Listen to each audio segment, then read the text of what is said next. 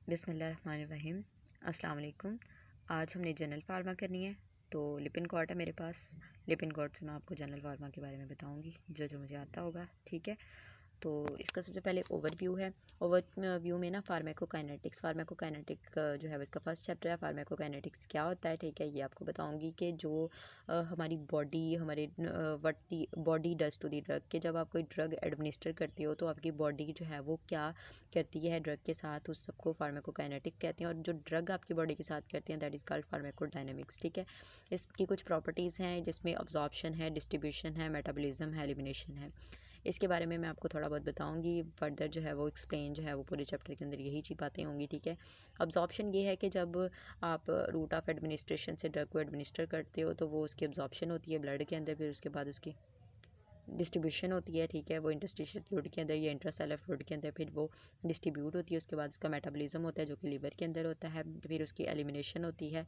Elimination उसकी जो है वो यूरिन के थ्रू या बाइल के थ्रू होती है।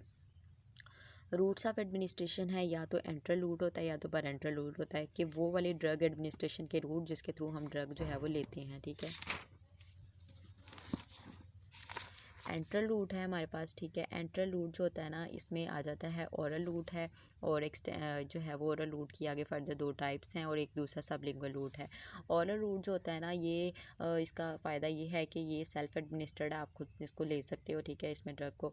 और ये ना मतलब कि अगर कोई कॉम्प्लिकेशन हो जाती है ना ओरल रूट में, वो किस वजह से, गैस्ट्रिक की जो हमारा स्टमक होता है उसकी पीएच बड़ी कम होती है, तो उस वजह से वहाँ पर जो है वो मतलब कि ड्रग को लॉस होने का ख़तरा होता है ना, वो वहाँ पे डैमेज हो जाएगी सारी की सारी। इस वजह से उसके ऊपर ना कवरिंग होती है एंटारिकोटेड या एक्सटेंडेड रिलीज़ की। एंटारिकोटेड प्रेपरेशन में ये होता है कि ये ना प्रोटेक्ट करती है हमारी ड्रग को एसिडिक इन्वायरमेंट से, और एंटर करती है उसको लेस एसिडिक इन्वायरमेंट के अंदर, ठीक है। और उसमें फॉर एग्जांपल आप ओमिप्राजोल कह सकते हो, या एस्प्रिन है। ओमिप्राजोल स्टमक के लिए लेते होते हैं ना ड्रग, ठीक है, फॉर एग्जांपल जैसे एस्प्रिन और ओमिप्राजोल बताया। एक्सटेंडेड रिलीज प्रेपरेशन है, ये क्या करती है कि ये अब्जॉर्प्शन को कम कर देती है, ठीक है, और ड्यूरेशन ऑफ एक्शन को प्रोलॉन्ग कर देती है।